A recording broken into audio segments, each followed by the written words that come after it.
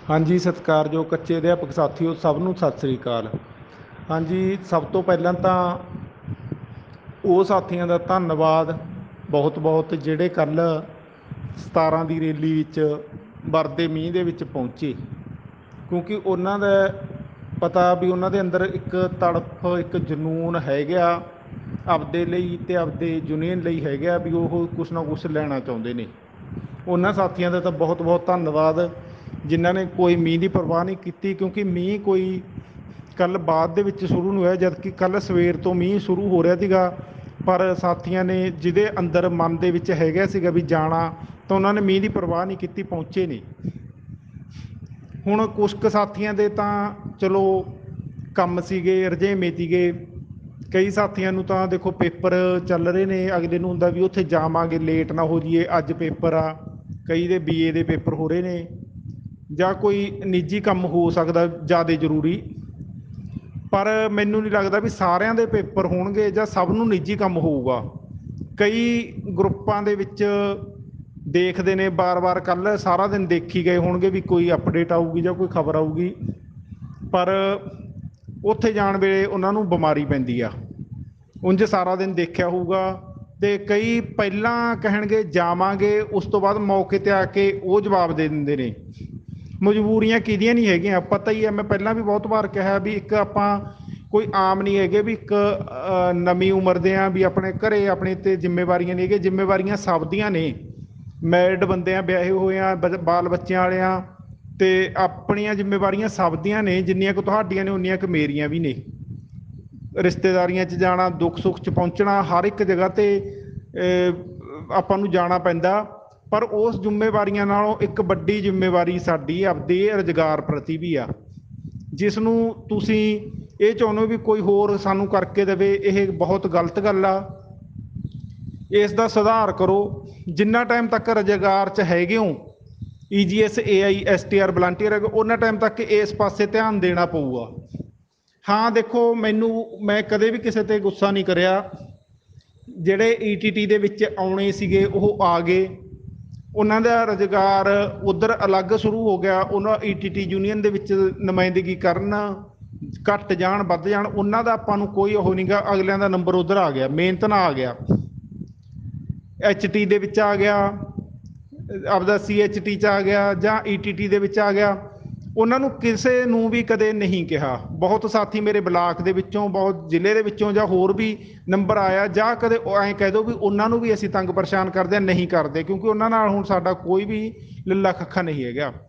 ਪਰ ਜਿਹੜੇ ਵਲੰਟੀਅਰ ਤੌਰ 'ਤੇ ਇਸ ਚੀਜ਼ ਦੇ ਵਿੱਚ ਆਉਂਦੇ ਹੋ, ਅਤੇ ਜਿਨ੍ਹਾਂ ਨੂੰ ਇਸ ਚੀਜ਼ ਦਾ ਫਾਇਦਾ ਹੋਣਾ ਜਾਂ ਨੁਕਸਾਨ ਵੀ ਹੋਣਾ, ਉਹਨਾਂ ਦਾ ਤਾਂ ਇਸ ਕੰਮ 'ਚ ਸਮੂਲੀਅਤ ਕਰਨੀ ਜ਼ਰੂਰੀ ਆ। ਉਹਨਾਂ ਦਾ ਐਂ ਕਿਵੇਂ ਸਰੂਗਾ? ਬਹਾਨੇ ਇੰਨੇ ਲਾਉਂਦੇ ਹੋ ਤੁਸੀਂ ਵੀ ਇੰਨੇ ਕਿਸੇ ਦੇ ਹੋਣੇ ਨਹੀਂ ਗਏ। ਅਤੇ ਇੱਕ ਅੱਧੀ ਵਾਰ ਜਾ ਕੇ ਤੁਸੀਂ ਇਸ ਤਰ੍ਹਾਂ ਆਸਾਨ ਕਰਦੇ ਹੋ ਜਿਵੇਂ ਕਿਸੇ ਦੇ ਨਿੱਜੀ ਕੰਮ ਕਰਾਇਆ ਹੋਵੇ। ਮੈਂ ਤੁਹਾਨੂੰ ਪਹਿਲਾਂ ਵੀ ਦੱਸਿਆ ਵੀ ਮੇਰਾ ਨਿੱਜੀ ਕੰਮ ਮੈਂ ਕਦੇ ਵੀ ਕਿਸੇ ਨੂੰ ਬੁਲਾਇਆ ਨਹੀਂ ਗਾ। ਬੇਸ਼ੱਕ ਮੈਨੂੰ ਕੋਈ ਵੀ ਪ੍ਰੋਬਲਮ ਆਈ ਆ, ਕੋਈ ਡੈਪੂਟੇਸ਼ਨ ਦੀ ਆਈ ਆ, ਕੋਈ ਹੋਰ ਕਿਤੇ ਵੀ ਆਪਦੇ ਕਿਸੇ ਡਿਊਟੀ ਪ੍ਰਤੀ ਆਈ ਆ, ਕੋਈ BLO ਡਿਊਟੀ ਆਈ ਆ, ਕੋਈ ਮਹਾਤਮਾ ਗਾਂਧੀ ਦੇ ਸਰਵੇ ਪ੍ਰਤੀ ਆਈ ਆ, ਬਹੁਤ ਵਾਰ ਆਈਆਂ ਨੇ ਪ੍ਰੋਬਲਮਾਂ, ਜਾਂ ਸਕੂਲ ਦੇ ਵਿੱਚ ਕਿਸੇ ਪ੍ਰੋਬਲਮ ਆਈ ਆ। ਕਦੇ ਵੀ ਇਸ ਵਿੱਚ ਮੈਂ ਯੂਨੀਅਨ ਨੂੰ ਨਹੀਂ ਬੁਲਾਇਆ, ਕਿਉਂਕਿ ਉਹ ਮੇਰਾ ਨਿੱਜੀ ਮਸਲਾ ਹੁੰਦਾ, ਮੈਂ ਆਪਦੇ ਦਮ 'ਤੇ ਸਮਾਪਤ ਕਰਦਾ। ਤੁਸੀਂ ਦੇਖੋ, ਜਦੋਂ ਤੁਹਾਨੂੰ ਕੋਈ ਪ੍ਰੋਬਲਮ ਆਉਂਦੀ ਹੋ ਤਾਂ ਤੁਸੀਂ ਇਸ ਤਰ੍ਹਾਂ ਕਰਦੇ ਨਹੀਂ, ਉਹ ਤਾਂ ਤੁਹਾਨੂੰ ਯੂਨੀਅਨ ਯਾਦ ਆ ਜਾਂਦੀ ਆ। ਪਰ ਜਦੋਂ ਤੁਹਾਨੂੰ ਕੋਈ ਮਤਲਬ ਨਹੀਂ ਹੁੰਦਾ ਯੂਨੀਅਨ ਤੱਕ, ਉਦੋਂ ਤੁਸੀਂ ਸਿਰਫ ਉਸ ਸਕੂਲ ਦੇ ਬਣ ਜਾਂਦੇ ਹੋ, ਜਿਹਦੇ ਨਾਲ ਅਗਲੇ ਨੂੰ ਬੁਰੇ ਪਵਾਉਂਦੇ ਹੁੰਦੇ ਹੋ। ਇਹ ਆਦਤਾਂ ਛੱਡੋ, ਯੂਨੀਅਨ ਨੂੰ ਟਾਈਮ ਦੇਣਾ ਸਿੱਖੋ। ਜਦੋਂ ਤੱਕ ਯੂਨੀਅਨ ਦੇ ਵਿੱਚ ਹੈਗੇ ਹੋ, ਜਿੱਦੇ ਤੁਸੀਂ ਨੇ ਰਿਜ਼ਾਈਨ ਦਿੱਤਾ ਜਾਂ ਜਿੱਦੇ ਤੁਹਾਡਾ ਕੁਛ ਬਣ ਗਿਆ, ਉਸ ਦਿਨ ਤੁਹਾਨੂੰ ਕਿਸੇ ਨੇ ਕੁਛ ਨਹੀਂ ਕਹਿਣਾ। ਉਸ ਦਿਨ ਤੁਸੀਂ ਫਾਰਗ ਹੋ ਜਾਓਗੇ। ਇਸ EGS AI STR ਕੱਚੇ ਅਧਿਆਪਕ ਯੂਨੀਅਨ ਵੱਲੋਂ ਤੁਸੀਂ ਫਾਰਗ ਹੋ ਜਾਓਗੇ। ਪਰ ਹਜੇ ਤੁਸੀਂ ਇਹਦਾ ਫਾਇਦਾ ਲੈਣਾ, ਕਿਉਂਕਿ ਉੱਥੇ ਗੱਲ ਜਦੋਂ ਹੁੰਦੀ ਹੈ 13,000 ਦੀ ਹੁੰਦੀ ਹੈ, ਨਾ ਕਿ ਉੱਥੇ ਸਿਰਫ ਧਰਨੇ 'ਚ ਪਹੁੰਚਣ ਵਾਲਿਆਂ ਦੀ ਹੁੰਦੀ ਹੈ। ਜੇ ਇਸ ਤਰ੍ਹਾਂ ਪਹੁੰਚਣ ਵਾਲਿਆਂ ਦੀ ਹੁੰਦੀ ਹੋਵੇ, ਫਿਰ ਤੁਹਾਨੂੰ ਕਿਸੇ ਨੇ ਪੁੱਛਣਾ ਨਹੀਂ, ਫਿਰ ਤਾਂ ਉਨਿਆਂ ਕੁ ਦੀ ਗੱਲ ਹੋਵੇ, ਅਗਲੇ ਲਿਸਟਾਂ ਦੇ ਕੇ ਆ ਜੇ। ਤੁਸੀਂ ਅੱਖਾਂ ਪਾੜ ਕੇ ਮੋਬਾਈਲਾਂ ਨੂੰ ਦੇਖਦੇ ਹੋ, ਖੋਲ੍ਹਦੇ ਹੋ, ਬਾਰ-ਬਾਰ ਦੇਖਦੇ ਹੋ ਵੀ ਸਾਡਾ ਕੀ ਬਣੂਗਾ।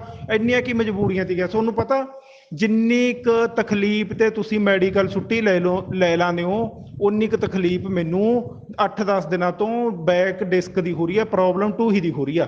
ਜਿੰਨੀ ਕੁ ਤਕਲੀਫ ਨਾਲ ਤੁਸੀਂ ਮੈਡੀਕਲ ਛੁੱਟੀ ਲੈ ਲਓ, ਸ਼ਾਇਦ ਸਕੂਲ ਦੇ ਵਿੱਚੋਂ ਛੁੱਟੀ ਲੈ ਲਓ, ਪਰ ਉਨੀ ਕੁ ਤਕਲੀਫ ਮੈਨੂੰ ਹੋ ਰਹੀ ਆ। ਪਰ ਮੈਂ ਦੇਖੋ ਜਦੋਂ ਸਕੂਲ ਆ ਰਿਹਾ ਤੇ ਫਿਰ ਮੈਂ ਸੋਚਿਆ ਵੀ ਸਕੂਲ ਵੀ ਤਾਂ ਜਾ ਰਿਹਾ, ਇੱਕ ਐਤਵਾਰ ਨੂੰ ਉੱਥੇ ਮੋਹਾਲੀ ਜਾਊਂਗਾ ਤਾਂ ਕੁਝ ਨਹੀਂ ਹੁੰਦਾ, ਵੱਧ ਜੂਗਾ ਰੋਗ, ਘਟ ਜੂਗਾ, ਉਹ ਬਾਅਦ ਦੀ ਗੱਲ ਆ।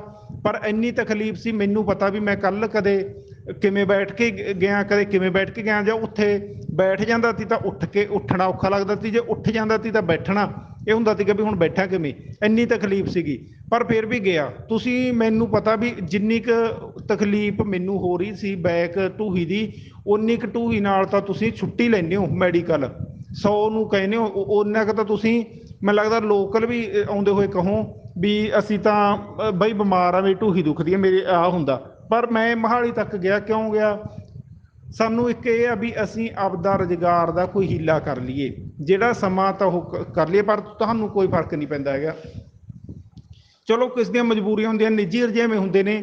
ਕਈ ਸਾਥੀਆਂ ਨੇ ਮੈਨੂੰ ਦੱਸਿਆ ਵੀ ਸਾਡੇ ਆਹ ਰੁਝੇਵੇਂ ਨੇ, ਜਾਂ ਅਸੀਂ ਇਸ ਕਾਰਨ ਕਰਕੇ ਨਹੀਂ ਜਾ ਸਕਦੇ। ਗੁਰਜੀਵਨ ਸ਼ਾਜਲੀ ਨਾਲ ਵੀ ਮੇਰੀ ਗੱਲ ਹੋਈ, ਸੁਨਾਮ ਬੰਦ ਦੇ ਪ੍ਰਧਾਨ ਨਾਲ। ਉਹਨਾਂ ਨੇ ਕਿਹਾ ਵੀ ਵੀਰੇ ਕੋਈ ਗੱਲ ਨਹੀਂ, ਤੁਸੀਂ ਜਾਓ। ਤੇ ਚਲੋ ਨਿੱਜੀ ਰੁਝੇਵੇਂ ਸੀਗੇ, ਥੋੜਾ ਜਿਹਾ ਮੈਨੂੰ ਦੱਸਿਆ ਤਾਂ ਸਹੀ ਵੀ ਕਾਸ ਤੋਂ ਨਹੀਂ ਜਾ ਸਕਿਆ ਜਾਂ ਹੋਰ, ਪਰ ਕਈ ਅਜਿਹੇ ਨੇ ਇਹਦੇ ਵਿੱਚ ਹੱਥ ਗੁੱਠੇ ਦਿਖਾਉਂਦੇ ਨੇ ਤੇ ਬਾਅਦ ਦੇ ਵਿੱਚ ਨਹੀਂ ਵੀ ਜਾਂਦੇ। ਇਹ ਗੱਲਾਂ ਬਹੁਤ ਗਲਤ ਨੇ। ਮੀਂਹ ਤਾਂ ਸਭ ਵਾਸਤੇ ਸੀਗਾ, ਤੁਹਾਡੇ ਤੇ ਕੋਈ ਤੇਜ਼ਾਬ ਨਹੀਂ ਗਿਰਨ ਲੱਗਿਆ ਸੀਗਾ ਵੀ ਤੁਹਾਡੇ ਤੇ ਤੇਜ਼ਾਬ ਗਿਰਦਾ ਤੇ ਸਾਡੇ ਤੇ ਮੀਂਹ ਪਿਆ। ਅਸੀਂ ਵੀ ਉਸੇ ਤਰ੍ਹਾਂ ਹੀ ਗਿਆ, ਜਿਹਨੇ ਜਾਣਾ ਹੁੰਦਾ ਸਭ ਜਾਂਦੇ ਨੇ। ਜੇ ਕੱਲ ਦੇ ਦਿਨ ਐਂ ਦੱਸੋ ਕੋਈ ਇੰਟਰਵਿਊ ਜਾਂ ਤੁਹਾਡਾ ਕੋਈ ਮੈਡੀਕਲ ਹੁੰਦਾ, ਫਿਰ ਤੁਸੀਂ ਮੀਂਹ ਦਾ ਬਹਾਨਾ ਲਾਉਂਦੇ? ਤੁਹਾਨੂੰ ਸ਼ਰਮ ਨਹੀਂ ਆਉਂਦੀ ਹੈਗੀ? ਹੁਣ ਮੈਨੂੰ ਇਹ ਗੱਲ ਕਹਿੰਦੇ ਹੋਏ ਵੀ ਤੁਸੀਂ ਫੇਰ ਤਾਂ ਬਥੇਰਾ ਜਾਂਦੇ ਭੱਜ ਕੇ, ਗੱਡੀ ਵੀ ਲੈ ਕੇ ਜਾਂਦੇ, ਸੱਸ ਨੂੰ ਵੀ ਨਾਲ ਲੈ ਜਾਂਦੇ, ਸਹੁਰੇ ਨੂੰ ਵੀ ਨਾਲ ਲੈ ਜਾਂਦੇ, ਘਰ ਵਾਲੇ ਨੂੰ ਵੀ ਨਾਲ ਲੈ ਕੇ ਜਾਂਦੇ, ਫੇਰ ਕਿਵੇਂ ਜਾਂਦੇ ਮੀਂਹ 'ਚ? ਫਿਰ ਤੁਹਾਨੂੰ ਹੁਣ ਮੀਂਹ ਦਾ ਉਹ ਹੋ ਗਿਆ। ਨਾਲੇ ਇੱਕ ਗੱਲ ਹੋਰ ਸੁਣ ਲਓ, ਤੁਸੀਂ ਕੋਈ ਵੀ, ਕਈਆਂ ਨੂੰ ਤਾਕੜਪਣੇ ਦਾ ਜਾਂ ਹੋਰ ਜਿਹੜਾ 1000 1500 ਜਾਂ 5000 ਤੇ ਲੱਗਿਆ, ਕਿਸੇ ਦੇ ਵਿੱਚ ਅਜਿਹਾ ਤਾਕੜਪਣੇ ਵਾਲੀ ਆਪਦੀ ਪੂੰਛ ਪਰਾਂ ਲਾ ਕੇ ਧਰ ਦੋ। ਕਈਆਂ ਨੂੰ ਇਹ ਵੀ ਹੁੰਦਾ ਵੀ ਮੈਂ ਤਾਂ ਫਲਾਣਿਆਂ ਦੀ ਨੂੰਹ ਆ, ਜਾਂ ਮੈਂ ਫਲਾਣਿਆਂ ਦੀ ਕੁੜੀ ਆ, ਵੀ ਮੈਂ ਕਿਉਂ ਜਾਵਾਂ, ਸਾਡੇ ਤਾਂ ਆਏ ਆ। ਉਹ ਤੁਸੀਂ ਕੁਛ ਨਹੀਂ ਹੈਗੇ, ਜਿਹੜੇ 5000 ਤੇ ਲੱਗੇ ਹੋ ਜਾਂ 1000 ਤੇ ਲੱਗਿਆ, ਭਾਵੇਂ ਮੈਂ ਵੀ ਆ, ਸਭ ਇੱਕ ਬਰਾਬਰ ਹੋ, ਠੀਕ ਹੈ ਨਾ? ਦੂਜਾ ਇੰਟੈਲੀਜੈਂਟ ਪਣੇ ਦੀ ਉਹ ਵੀ ਸੁਣ ਲਓ। ਕਈਆਂ ਨੂੰ ਹੋ ਰਿਹਾ ਮੇਰਾ ਤਾਂ ਟੈਟ ਕਲੀਅਰ ਹੋ ਗਿਆ, ਮੇਰਾ ਤਾਂ ਨੰਬਰ ਆ ਜਾਊਗਾ। ਉਹ ਕਿੱਧਰੇ ਨਹੀਂ, ਜਿੱਦੇ ਆ ਗਿਆ ਅਸੀਂ ਤੁਹਾਨੂੰ ਕਹਿੰਦੇ ਨਹੀਂਗੇ। ਜਿੱਦੇ ਤੁਹਾਡਾ ਨੰਬਰ ਆ ਗਿਆ, ਟੈਟ ਕਲੀਅਰ ਹੋ ਰਿਹਾ, ਜਿੱਦੇ ਨੰਬਰ ਆ ਗਿਆ ਅਸੀਂ ਕਹਿੰਦੇ ਨਹੀਂਗੇ। ਮੇਰੇ ਬਲਾਕ 'ਚੋਂ ਵੀ ਨੇ ਇੱਕ ਦੋ ਕਿੱਦੇ ਦੇ ਕਹਿ ਰਹੇ ਸੀਗੇ ਸਾਡਾ ਤਾਂ ਨੰਬਰ ਆ ਗਿਆ, ਸਾਡੀ 2364 'ਚ ਆ ਜੂ, ਸਾਡਾ ਇਹ 'ਚ ਆ ਜੂਗਾ। ਉਹ ਜਦੋਂ ਆ ਗਿਆ ਅਸੀਂ ਨਹੀਂ ਕਹਿੰਦੇ ਤੁਹਾਨੂੰ, ਤੁਸੀਂ ਜੀ ਸਦਕੇ ਨਾ ਜਾਇਓ। ਪਰ ਹਜੇ ਤੁਹਾਡਾ ਕਿਤੇ ਵੀ ਨੰਬਰ ਨਹੀਂ ਆਇਆ ਹੈਗਾ।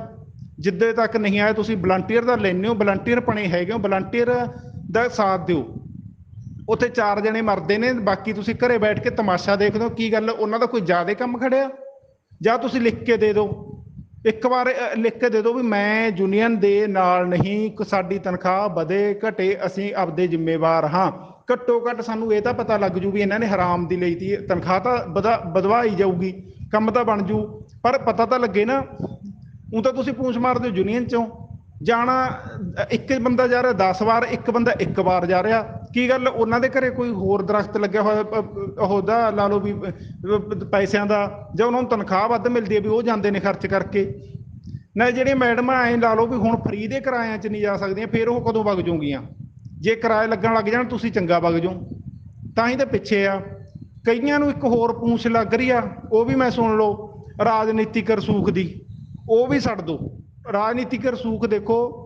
ਕਈਆਂ ਨੂੰ ਜਦੋਂ ਈਟੀਟੀ ਕਰੀ ਸੀਗੀ ਉਦੋਂ ਇਹ ਸੀਗਾ ਵੀ ਸਾਡੀ ਬਾਦਲ ਕਿਆ ਨਾਲ ਪਿੱਠ ਲੱਗਦੀ ਆ, ਸਾਡੀ ਢੀਂਡਸੇ ਨਾਲ ਪਿੱਠ ਲੱਗਦੀ ਆ, ਵੀ ਸਾਡੇ ਤਾਂ ਅਸੀਂ ਤਾਂ ਰਾਜਨੀਤਿਕ ਰਸੂਖ ਆ, ਅਸੀਂ ਤਾਂ ਈਟੀਟੀ ਕਰੀ ਤੇ ਉਸ ਤੋਂ ਬਾਅਦ ਸਾਨੂੰ ਤਾਂ ਲਗਵਾ ਦੇਣਗੇ। ਮੇਰਾ ਘਰ ਵਾਲਾ ਢੀਂਡਸੇ ਦਾ ਪੀਏ ਆ, ਮੇਰਾ ਘਰ ਵਾਲਾ ਢੀਂਡਸੇ ਦਾ ਸੈਕਟਰੀ ਆ, ਜਾਂ ਮਤਲਬ ਮੇਰਾ ਸਹੁਰਾ ਸੈਕਟਰੀ ਆ, ਜਾਂ ਮੇਰੀ ਸੱਸ ਸੈਕਟਰੀ ਆ ਕਿਸੇ ਦੇ ਵੀ।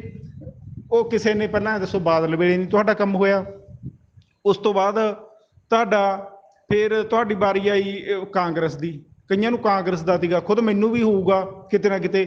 ਉਹ ਇਹਨਾਂ ਨੇ ਕੁਛ ਨਹੀਂ ਦੇਣਾ ਹੁੰਦਾ। ਹੁਣ ਕਈਆਂ ਨੂੰ ਆਮ ਆਦਮੀ ਦਾ ਨਸ਼ਾ ਚੜ੍ਹ ਰਿਹਾ, ਕਿਸੇ ਨੇ ਕੁਛ ਨਹੀਂ ਦੇਣਾ। ਜੇ ਦੇਣਾ ਤਾਂ ਦੇਖੋ, ਜੇ ਤਾਂ ਯੂਨੀਅਨ ਵਾਲਾ ਕੰਮ ਆ ਉਹ ਤਾਂ ਤੁਹਾਨੂੰ ਯੂਨੀਅਨ ਰਾਹੀਂ ਉਹ ਮਿਲੂਗਾ। ਜਿਹੜਾ ਕਿਸੇ ਦਾ ਪਰਸਨਲ ਆ, ਕਿਸੇ ਨੇ ਟਰਾਂਸਫਾਰਮ ਧਰਾਉਣਾ ਜਾਂ ਕੋਈ ਹੋਰ ਨਿੱਜੀ ਕੰਮ ਲੈਣਾ, ਕੋਈ ਕਨੈਕਸ਼ਨ ਉਹ ਕੰਮ ਨੇ, ਉਹ ਚਲੋ ਪਰਸਨਲ ਨੇ, ਅਗਲਾ ਕੋਈ ਕਿਸੇ ਤੋਂ ਕੁਛ ਲਵੇ। ਪਰ ਮੈਨੂੰ ਨਹੀਂ ਲੱਗਦਾ ਵੀ ਜੇ ਕੋਈ ਯੂਨੀਅਨ ਦਾ ਕੰਮ ਆ ਉਹ ਯੂਨੀਅਨ ਤੋਂ ਬਾਹਰ ਇਕੱਲੇ ਦਾ ਹੋ ਜਾਊਗਾ।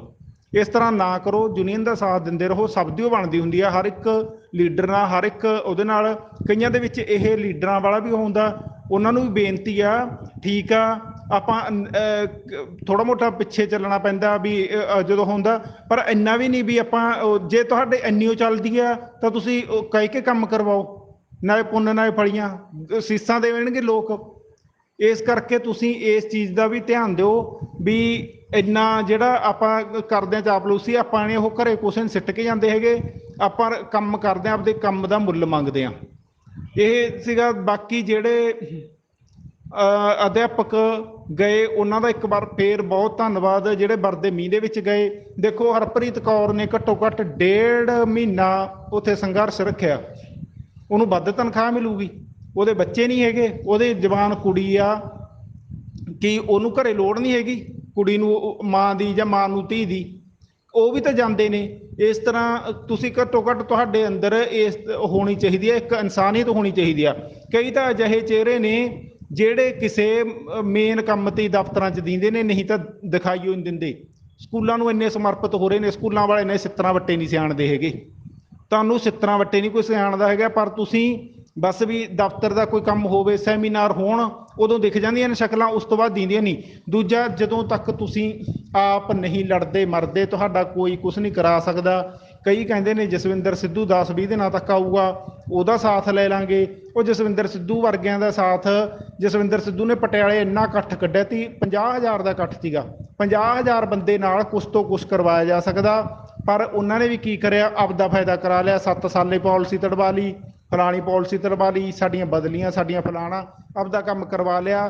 ਤੇ ਆਪਾਂ ਨੂੰ ਕੀ ਲੈ ਕੇ ਦਿੱਤਾ, ਐਨਟੀਟੀ ਦੇ ਵਿੱਚ ਘਪਲੇਬਾਜ਼ੀਆਂ, ਪਤਾ ਨਹੀਂ ਕੀ ਕੁਛ ਇੱਥੇ ਰੋਲ ਕੇ ਧਰਤੇ ਐਨਟੀਟੀ ਤੇ, ਈਟੀਟੀ ਤੋਂ ਐਨਟੀਟੀ 'ਚ ਲਿਆ। ਤੇ ਕਈ ਸਾਥੀਆਂ ਨੂੰ ਗਿਲਾ ਰਹਿੰਦਾ ਵੀ ਸਾਡੇ ਤਾਂ ਜੀ 10 ਨੰਬਰ ਕੱਟ ਗਏ, 10 ਨੰਬਰ ਕੱਟ ਗਏ। 10 ਨੰਬਰ ਵੀ ਤੁਹਾਡੀ ਬਦੌਲਤ ਕੱਟੇ ਨੇ। ਜੇ ਤੁਸੀਂ ਧਰਨਿਆਂ ਦੇ ਵਿੱਚ ਚੰਗੀ ਤਰ੍ਹਾਂ ਸ਼ਮੂਲੀਅਤ ਕਰੀ ਹੁੰਦੀ, ਉੱਥੇ ਬਰਾਬਰ ਬੈਠੇ ਹੁੰਦੇ, ਤਾਂ ਤੁਸੀਂ 10 ਨੰਬਰ ਨਹੀਂ ਕੱਟਣ ਦੇਣ ਤੀ, ਉਸੇ ਟਾਈਮ ਰੌਲਾ ਪਾ ਸਕਦੇ ਸੀ। ਤੁਸੀਂ ਤਾਂ ਕਹਿੰਦੇ ਹੋ ਅਸੀਂ ਤਾਂ ਬੈਠੀਏ ਘਰੇ, ਟੈਟ ਕਲੀਅਰ ਆ ਸਾਡਾ, ਤੇ 10 ਨੰਬਰ ਸਾਡੇ ਲਗਵਾ ਕੇ ਰੱਖਿਆ। ਅਗਲਾ ਜਿਹੜਾ ਵੀ ਕੋਈ ਆ, ਅਗਲਾ ਤਾਂ ਆਪਦਾ ਫਾਇਦਾ ਦੇਖੂ। ਅਗਲੇ ਦਾ ਐਨਟੀਟੀ 'ਚ ਨੰਬਰ ਆਉਂਦਾ, ਅਗਲਾ ਕਹੂਗਾ ਸਾਡਾ ਐਨਟੀਟੀ 'ਚ ਨੰਬਰ ਆਵੇ, 10 ਨੰਬਰ ਕੱਟਦੇ ਨੇ ਕੱਟਣ। ਜਦੋਂ ਆਪਾਂ ਕਿਸੇ ਨੂੰ ਕਿਵੇਂ ਲਾਂਭਾ ਦੇ ਸਕਦੇ, ਮੈਂ ਹੀ ਲਾ ਲਓ, ਜੇ ਮੈਂ ਘਰੇ ਬੈਠ ਕੇ ਕਹਾਂ ਵੀ ਮੇਰਾ ਫਾਇਦਾ ਇਹ ਹੋ ਜੇ, ਮੇਰਾ ਫਾਇਦਾ ਕਿਵੇਂ ਹੋਊਗਾ ਕਿਸੇ ਵੀ ਕੰਮ 'ਚ? ਹਾਂ, ਜਦੋਂ ਮੈਂ ਜਾ ਰਿਹਾ ਵਿੱਚ, ਤਾਂ ਉੱਥੇ ਮੈਂ ਆਪਦਾ ਫਾਇਦਾ ਦੇਖੂੰਗਾ। ਜੇ ਉੱਥੇ ਕਿਸੇ ਦੇ ਨਾਲ ਦੇ ਦਾ ਕੋਈ ਉਹ ਨੁਕਸਾਨ ਹੁੰਦਾ, ਮੈਨੂੰ ਨਹੀਂ ਲੱਗਦਾ ਵੀ ਮੈਂ ਉਹ 'ਚ ਸੋਚੂੰਗਾ। ਅਗਲਾ ਕਹੂਗਾ ਵੀ ਆਪਦਾ ਫਾਇਦਾ ਹੋਵੇ। ਨੰਬਰ ਕੱਟੇ ਨੇ ਦੁੱਖ ਆ, ਜਿਹੜੇ ਅੰਦਰ 10 ਨੰਬਰ ਕੱਟੇ ਨੇ ਈਟੀਟੀ ਦੇ ਵਿੱਚ, ਉਹ ਸਭ ਨੂੰ ਦੁੱਖ ਆ, ਕਿਉਂਕਿ ਸਭ ਨੂੰ ਫਾਇਦਾ ਮਿਲਣਾ ਸੀ ਤੇ ਸਭ ਨੂੰ ਨੁਕਸਾਨ ਹੋਇਆ। ਪਰ ਉਹ ਵੀ ਨਾ ਕੱਟਦੇ ਜੇ ਤੁਸੀਂ ਉੱਥੇ ਡਟੇ ਰਹਿੰਦੇ, ਤੁਸੀਂ ਸਹੀ ਸੇਧ ਦਿੰਦੇ, ਕੋਈ ਰਾਏ ਵਿਚਾਰ ਕਰਦੇ। ਜਾਣਾ ਤਾਂ ਆਪਾਂ ਘੰਟੇ ਦੇ ਵਿੱਚ ਹੀ ਆਪਾਂ ਕਹਿੰਦੇ ਵੀ ਸਾਡੇ ਬੈਗ ਪਰਸ ਭਰ ਜਾਣ। ਮੇਰੇ ਬਲਾਕ ਦੇ ਵਿੱਚ ਮੈਡਮਾਂ ਨੇ ਜਿਹੜੀਆਂ ਬਾਰ-ਬਾਰ ਫੋਨ ਕਰਨਗੇ, ਆਪਣਾ ਕਰ ਲਓ ਬਾਈ ਕੁਛ, ਕਰ ਲਓ ਬਾਈ ਕੁਛ। ਪਤਾ ਨਹੀਂ ਕਹੇ ਜਿਹੇ ਮੌਸਮ 'ਚ ਕਹਿੰਦੀਆਂ ਨੇ ਵੀ ਕਹੇ ਜਿਹੇ ਮੌਸਮ ਨਾਲ ਉਹ ਬਾਹਰ ਜਾਣਗੀਆਂ। ਗਰਮੀ ਹੋ ਜਾਂਦੀ ਹੈ ਤਾਂ ਗਰਮੀ ਜ਼ਿਆਦਾ ਲੱਗਦੀ, ਉਹਨਾਂ ਨੂੰ ਮੀਂਹ ਪੈ ਗਿਆ, ਕੱਲ ਮੀਂਹ ਤੋਂ ਵੀ ਡਰ ਲੱਗਦਾ ਸੀ। ਹਾਂ, ਠੰਡ ਹੋ ਜਾਂਦੀ ਹੈ, ਫਿਰ ਧੁੰਦਾਂ ਤੋਂ ਡਰ ਜਾਂਦੇ ਨੇ। ਇਸ ਤਰ੍ਹਾਂ ਬਹੁਤ ਗਲਤ ਗੱਲ ਆ। ਯੂਨੀਅਨ ਦੇ ਵਿੱਚ ਕੰਮ ਕਰਨਾ ਸਿੱਖੋ, ਯੂਨੀਅਨ ਦੇ ਪ੍ਰਤੀ ਸਮਰਪਿਤ ਹੋਵੋ। ਜਦੋਂ ਯੂਨੀਅਨ ਦੇ ਪ੍ਰਤੀ ਸਮਰਪਿਤ ਹੋ ਗਏ, ਹੱਲ ਹੋਊਗਾ। ਨਵੀਂ ਸਰਕਾਰ ਆ, ਬਾਰ-ਬਾਰ ਯੂ ਟਰਨ ਲੈਂਦੀ ਹੈ, ਇਹ ਤਾਂ ਥੋੜ੍ਹੇ ਜਿਹੇ ਇਕੱਠ ਨਾਲ ਡਰ ਜਾਂਦੀ ਆ। ਆਪਣੇ ਤਾਂ 1-1 100-100 ਵਰਗੇ ਨੇ, ਜੇ ਨਿਕਲ ਆਉਣ ਚੰਗੀ ਤਰ੍ਹਾਂ ਤੇ 1-1 ਜਣਾ 100-100 ਵਰਗਾ। ਜਦੋਂ ਨਿਕਲੋਗੇ ਤਾਂ ਕੁਛ ਮਿਲੂਗਾ, ਨਹੀਂ ਟਾਈਮ ਖਰਾਬ ਕਰ ਰਹੇ ਹੋ, ਨਾਲੇ ਆਪਦਾ ਨਾਲੇ ਜਿਹੜੇ ਮਿਹਨਤ ਕਰ ਰਹੇ ਨੇ ਉਹਨਾਂ ਦਾ, ਕਿਉਂਕਿ ਗਿਣਤੀ 'ਚ ਤੁਸੀਂ ਵੀ ਗਿਣੇ ਜਾਂਦੇ ਹੋ। ਜਦੋਂ ਕੰਮ ਕਰਾਉਣਾ ਉਸ ਟਾਈਮ ਲਾ ਲਓ ਵੀ ਆਉਣਾ ਨਹੀਂ ਗਾ। ਕੱਲ੍ਹ ਬੈਠੇ ਵਟਸਐਪਾਂ 'ਤੇ ਦੇਖੀ ਜਾਂਦੇ ਹੋ ਵੀ ਕੀ ਬਣਿਆ ਕੱਲ੍ਹ, ਜਾਂ ਹੋਰ ਕੁਛ ਨਹੀਂ ਹਜੇ ਬਣਿਆ। ਬਣ ਜ਼ਰੂਰ ਜਾਊਗਾ ਜੇ ਤੁਸੀਂ ਦਿਲੋਂ ਸਾਥ ਦਿਓ ਯੂਨੀਅਨ ਦਾ। ਨਿਕਲਣਾ ਪਊਗਾ ਘਰਾਂ ਦੇ ਵਿੱਚੋਂ। ਕੋਈ ਵੀ ਮੈਂ ਫੁੱਟ ਆਪਣੇ ਯੂਨੀਅਨ ਦੇ ਵਿੱਚ ਉਸ ਦੇ ਖਿਲਾਫ ਹਾਂ, ਪਰ ਜ਼ਿਆਦਾ ਖਿਲਾਫ ਉਹ ਲੋਕਾਂ ਦੇ ਵੀ ਆ ਜਿਹੜੇ ਫੁੱਟ ਕਹਿ ਕੇ ਘਰਾਂ 'ਚੋਂ ਨਿਕਲਦੇ। ਤੁਸੀਂ ਕਿਸੇ ਪਾਸੇ ਤਾਂ ਨਿਕਲੋ। ਕਿ ਕੱਲ੍ਹ ਚਲੋ 1000 ਬੰਦਾ ਨਿਕਲਿਆ ਹੋਊਗਾ, 12,000 ਨਿਕਲਿਆ ਨਹੀਂ ਗਿਆ ਨੀਗਾ, 1000 ਬੰਦੇ ਦਾ ਤਾਂ ਇਕੱਠ ਹੋਊਗਾ, 700-800 ਜਿਹੜੇ ਵੀ ਕਿ ਜਿਹੜਾ 12,000 ਗਿਆ ਨਹੀਂ, ਉਹ ਹੁਣ 12,000 ਅਜਮੇਰ ਦੀ ਰੈਲੀ 'ਚ ਜਾਊਗਾ 24 ਦੀ 'ਚ। ਮੈਂ ਤਾਂ ਕਹਿੰਦਾ ਉਸ ਦਿਨ ਵਗ ਜਿਓ, 24 ਨੂੰ ਵਗ ਜਿਓ। ਕੰਮ ਤਾਂ ਚਲੋ ਉਸ ਦਿਨ ਵੀ ਹੋਊਗਾ, ਜਾਣਾ ਤੁਸੀਂ ਕਿਤੇ ਨਹੀਂ ਹੁੰਦਾ, ਫੁੱਟ ਦਾ ਬਹਾਨਾ ਲਾ ਲੈਂਦੇ ਹੋ। ਮੈਂ ਇਹ ਕਹਿੰਦਾ ਵੀ ਸੰਘਰਸ਼ ਦਾ ਸਾਥ ਦਿਓ, ਜਿਹੜਾ ਵੀ ਕੋਈ ਕਰ ਰਿਹਾ ਉਹਦਾ ਸਾਥ ਦਿਓ, ਉਹਦੇ ਕੋਲ ਖੜ ਕੇ ਉਹ ਤੋਂ ਬਾਚੋ ਵੀ ਕੀ ਭਾਈ ਮੰਗ ਰਹੇ ਹੋ, ਕਿਵੇਂ ਮੰਗ ਰਹੇ ਹੋ, ਸਾਥ ਦਿਓ। ਪਰ ਇਹ ਨਹੀਂ ਗਾ ਵੀ ਘਰਾਂ 'ਚ ਬਹਾਨੇ ਲਾਓ। ਤੁਸੀਂ ਤਾਂ ਜਾਂ ਤਾਂ 6,000 ਨਾਲ ਖੁਸ਼ ਹੋ, ਜਾਂ ਤੁਹਾਨੂੰ ਮੰਗਣਾ ਹੀ ਨਹੀਂ ਆਉਂਦਾ, ਤੁਸੀਂ ਦੂਜੇ ਤੋਂ ਆਸਾਂ ਰੱਖਦੇ ਹੋ ਵੀ ਦੂਜਾ ਸਾਨੂੰ ਲੈ ਕੇ ਦੇਵੇ। ਕੋਈ ਨਹੀਂ ਕਿਸੇ ਨੂੰ ਲੈ ਕੇ ਦੇ ਸਕਦਾ ਜਦੋਂ ਤੱਕ ਤੁਸੀਂ ਦਿਲੋਂ ਨਹੀਂ ਲੜਦੇ। ਠੀਕ ਆ, ਪਿਛਲੇ ਸਾਲ ਵਧੀਆ ਸੰਘਰਸ਼ ਕਰਿਆ, ਕਿਤੇ ਨਾ ਕਿਤੇ ਲੀਡਰਾਂ ਦੀ ਘਾਟ ਰਹੀ ਆ, ਪਰ ਲੀਡਰਾਂ ਦੀ ਵੀ ਤਾਂ ਘਾਟ ਰਹੀ ਹੈ ਜਦੋਂ ਤੁਸੀਂ ਉਹਨਾਂ ਨੂੰ ਢੰਗ ਨਾਲ ਪੁੱਛਦੇ ਨਹੀਂ ਸੀਗੇ ਵੀ ਕਿਵੇਂ ਤੁਸੀਂ ਕੀ ਗੱਲਬਾਤ ਚੱਲ ਰਹੀ ਆ। ਹਰ ਇੱਕ ਨੇ ਫੋਨਾਂ ਤੇ ਪੁੱਛਣਾ।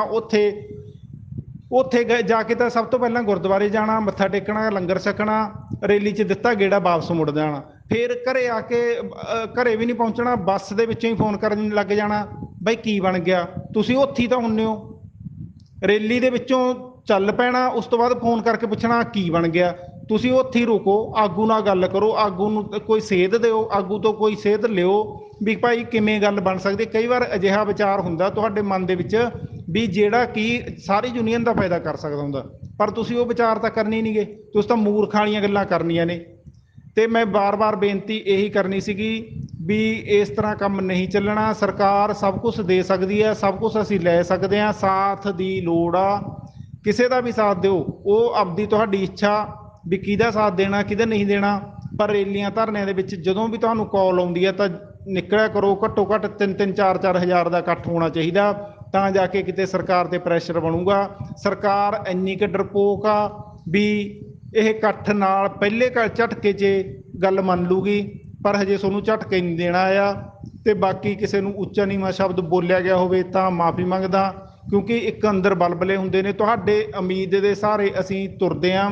ਹਾਂ, ਅਸੀਂ ਨਾ ਜਾਂਦੇ ਅਸੀਂ ਮਾੜੇ ਸੀਗੇ। ਮੈਨੂੰ ਇਹ ਨਾ ਕਈ ਦੇ ਫੋਨ ਆਏ ਵੀ ਤੁਸੀਂ ਜਾਓਗੇ ਚੱਲਾਂਗੇ। ਮੈਂ ਵਾਰ-ਵਾਰ ਉਹਨਾਂ ਨੂੰ ਇਹੀ ਕਹਿ ਰਿਹਾ ਸੀਗਾ ਵੀ ਚਲੋ ਦੇਖਦੇ ਹਾਂ, ਪਰ ਮੈਨੂੰ ਫਿਰ ਇਹ ਲੱਗਿਆ ਵੀ ਜੇ ਮੈਂ ਨਾ ਗਿਆ ਤਾਂ ਇਹ ਕਹਿਣਗੇ ਵੀ ਸਾਥ ਨਹੀਂ ਦਿੰਦੇ, ਕੋਈ ਇਹਨਾਂ ਦੇ ਦਿਲ 'ਚ ਖੋਟ ਆ। ਇੰਨੀ ਤਕਲੀਫ ਹੋਣ ਦੇ ਬਾਵਜੂਦ ਵੀ ਮੈਂ ਗਿਆ ਕੱਲ੍ਹ, ਪਰ ਤੁਸੀਂ ਘਰਾਂ ਦੇ ਵਿੱਚ ਬੈਠੇ, ਬਹੁਤ ਸ਼ਰਮ ਵਾਲੀ ਗੱਲ ਆ। ਰਾਤ ਨੂੰ 10 ਵਜੇ ਤਾਂ ਦੜਬੇ ਆ ਕੇ ਉਤਰਿਆ, 10:30 ਵਜੇ ਘਰੇ ਪਹੁੰਚਿਆ, ਸਹੀ ਰੋਟੀ ਖਾ ਕੇ 12 ਵਜੇ ਪਏ ਤੇ ਹੁਣ ਆ ਕੇ ਸਕੂਲ ਦੇ ਵਿੱਚ ਬੈਠ ਗਏ। ਅਸੀਂ ਕੋਈ ਪੱਥਰ ਦੇ ਬਣੇ ਹੋਏ ਨਹੀਂ ਹੈਗੇ ਵੀ ਤੁਸੀਂ ਇਨਸਾਨ ਹੋ। ਸਭ ਦੀਆਂ ਮਜਬੂਰੀਆਂ ਨੇ, ਬਹੁਤ ਮਜਬੂਰੀਆਂ ਨੇ, ਦੁੱਖ ਸੁੱਖ ਐਡੀ ਕੁ ਕਬੀਲਦਾਰੀ ਆ ਵੀ ਘਰੇ 1 ਮਿੰਟ ਦਾ ਵੇਲ ਨਹੀਂ ਹੈਗਾ, ਪਰ ਫਿਰ ਵੀ ਉਹਦੇ ਵਿੱਚੋਂ ਸਮਾਂ ਕੱਢਦੇ ਹਾਂ। ਘਰ ਦੇ ਬਿਮਾਰ ਰਹਿੰਦੇ ਨੇ, ਆਪਦੇ 4 ਭੈਣਾਂ ਨੇ, ਉਹਨਾਂ ਦੇ ਵੀ ਜ਼ਿੰਮੇਵਾਰੀਆਂ ਨਿਭਾਉਣੀਆਂ ਨੇ, ਉਹਨਾਂ ਦੇ ਵੀ ਦੁੱਖ ਸੁੱਖ 'ਚ ਜਾਣਾ, ਹੋਰ ਰਿਸ਼ਤੇਦਾਰੀਆਂ 'ਚ। ਇੱਕ ਹੋਰ ਸੁਣ ਲਓ, ਮੇਰੇ ਤਾਂ ਪਤਾ ਨਹੀਂ ਕੀ ਆ, ਹਰ ਇੱਕ ਦੂਰ ਦੂਰ ਦੀਆਂ ਅੰਗਲੀਆਂ ਸੰਗਲੀਆਂ 'ਚ ਵੀ ਵਰਤਦੇ ਨੇ। ਕੋਈ ਇਹ ਵੀ ਨਹੀਂ ਗਾ ਤੁਹਾਡੇ ਵਾਂਗੂ। ਤਾਂ ਮੈਨੂੰ ਤਾਂ ਲੱਗਦਾ ਜਾਂ ਤਾਂ ਤੁਸੀਂ ਇੱਕ ਦਿਖਾਵੇ ਤਾਂ ਜ਼ਰੂਰ ਕਰਦੇ ਹੋ, ਘਰਾਂ 'ਚ ਬਹਿ ਜਾਂਦੇ ਹੋ, ਸਕੂਲਾਂ 'ਚ ਵਰਤਦੇ ਮਨਮਨੇ ਸਕਿਆਂ ਨਾਲ ਵੀ ਨਾ ਹੋਵੋ। ਮੇਰੇ ਤਾਂ ਇੱਥੇ ਦੂਰ ਦੂਰ ਵਰਤਦੇ ਨੇ, ਕਦੇ ਕੋਈ ਘਰੇ ਆ ਜਾਂਦਾ, ਕਦੇ ਕਿਸੇ ਦੇ ਜਾਣਾ ਪੈਂਦਾ, ਉਹਨਾਂ ਵਾਸਤੇ ਵੀ ਟਾਈਮ ਕੱਢਦੇ ਆ, ਉਹਨਾਂ ਵਾਸਤੇ ਵੀ ਸਮਾਂ ਕੱਢਦੇ ਆ। ਤੁਹਾਡੇ ਵਾਂਗ ਨਹੀਂ ਵੀ ਦਿਖਾਵੇ ਕਰਦੇ ਹੋ ਬਈ ਉਹ ਆ, ਪਰ ਮੈਨੂੰ ਲੱਗਦਾ ਜਾਂਦੇ ਕਿਤੇ ਵੀ ਨਾ ਹੋਵੋ, ਉਹ ਪਤਾ ਹੀ ਲੱਗ ਜਾਂਦਾ ਹੁੰਦਾ। ਤੁਸੀਂ ਇਹੋ ਜਿਹੀਆਂ ਹਰਕਤਾਂ ਛੱਡੋ, ਯੂਨੀਅਨ ਦਾ ਸਾਥ ਦਿਓ। ਜਦੋਂ ਤੁਹਾਡਾ ਫਾਇਦਾ ਤਾਂ ਯੂਨੀਅਨ ਦਾ ਸਾਥ ਦਿਓ। ਜੇ ਹਾਂ ਤੁਸੀਂ ਨਹੀਂ ਚਾਹੁੰਦੇ, ਤੁਸੀਂ ਲਿਖ ਕੇ ਦੇ ਦਿਓ ਵੀ ਅਸੀਂ ਯੂਨੀਅਨ ਦਾ ਸਾਥ ਨਹੀਂ ਦੇ ਸਕਦੇ, ਸਾਨੂੰ ਯੂਨੀਅਨ ਤੱਕ ਕੋਈ ਲੋੜ ਨਹੀਂ, ਜਿਹੜਾ ਕੁਝ ਬਣਨਾ ਹੋਊਗਾ ਸਾਡਾ ਬਣ ਜੂਗਾ। ਇਸ ਤਰ੍ਹਾਂ ਆਪਦਾ ਨਾਮ ਪਾ ਕੇ, ਆਪਦਾ ਪਿੰਡ ਦਾ ਨਾਮ ਪਾ ਕੇ, ਆਪਦੇ ਬਲਾਕ ਦਾ ਨਾਮ ਪਾ ਕੇ ਇਹ ਲਿਖ ਕੇ ਪਾ ਦਿਓ, ਤੁਹਾਡਾ ਐਕਸੈਪਟ ਕਰ ਲਾਂਗੇ। ਘੱਟੋ ਘੱਟ ਸਾਨੂੰ ਪਤਾ ਤਾਂ ਲੱਗ ਜੂ ਵੀ ਇਸ ਬੰਦੇ ਨੇ ਫਲਾਣੇ ਟਾਈਮ ਲਿਖ ਕੇ ਦਿੱਤਾ ਸੀਗਾ। ਉਹਨੂੰ ਵਾਰ-ਵਾਰ ਅਸੀਂ ਨਹੀਂ ਟੋਕਾਂਗੇ। ਪਰ ਜਿਹੜੇ ਯੂਨੀਅਨ ਤੋਂ ਆਸ ਰੱਖਦੇ ਹੋ ਤਾਂ ਉਹ ਯੂਨੀਅਨ ਦਾ ਸਾਥ ਵੀ ਦਿਓ। ਯੂਨੀਅਨ ਇਕੱਲੀ ਕੁਛ ਨਹੀਂ ਕਰ ਸਕਦੀ, ਬੇਸ਼ੱਕ ਕੋਈ ਵੀ ਆ। ਦੇਖੋ, ਜਿਵੇਂ ਹੁਣ ਆਪਾਂ ਲਾ ਲਓ ਵੀ 22 ਤਰੀਕ ਦੀ ਮੀਟਿੰਗ ਮਿਲੀ ਆ, ਪਰਮਾਤਮਾ ਕਰੇ ਉਹਦੇ ਵਿੱਚੋਂ ਕੋਈ ਚੰਗੀ ਆਊਟਪੁੱਟ ਨਿਕਲੇ ਤੇ ਅੱਗੇ ਪ੍ਰੋਸੈਸ ਚੱਲੇ। ਜਲਦੀ ਤਾਂ ਇਹ ਨਹੀਂ ਹੈਗੇ ਵੀ 22 ਤਰੀਕ ਨੂੰ ਇਹ ਕੋਈ ਆਪਾਂ ਨੂੰ ਤਨਖਾਹ ਵੱਜੂਗੀ, ਪਰ ਇੱਕ ਲੜੀ ਬਣਾਓ ਤਾਂ ਜੋ ਗੱਲਬਾਤ ਚੱਲਦੇ ਚੱਲਦੇ 2-4 ਮਹੀਨਿਆਂ ਦੇ ਵਿੱਚ ਆਪਣਾ ਕੋਈ ਕੰਮ ਬਣ ਸਕੇ। ਬਹੁਤ ਤੁਹਾਡੇ ਪ੍ਰਤੀ ਉਹ ਗੁੱਸਾ ਹੁੰਦਾ, ਤੁਹਾਡੇ ਨਾਲ ਕਰਕੇ ਅਸੀਂ ਜਾਂਦੇ ਹਾਂ। ਜਦੋਂ ਤੁਸੀਂ ਸਾਨੂੰ ਜ਼ਿੰਮੇਵਾਰੀ ਦੇ ਸਕਦੇ ਹੋ, ਦਬਾਅ ਪਾ ਸਕਦੇ ਹੋ ਵੀ ਚੱਲਣਾ, ਤਾਂ ਅਸੀਂ ਵੀ ਤੁਹਾਡੇ ਤੇ ਗੁੱਸਾ ਲਾ ਸਕਦੇ ਹਾਂ। ਇਹੀ ਬੇਨਤੀ ਸੀਗੀ। ਧੰਨਵਾਦ।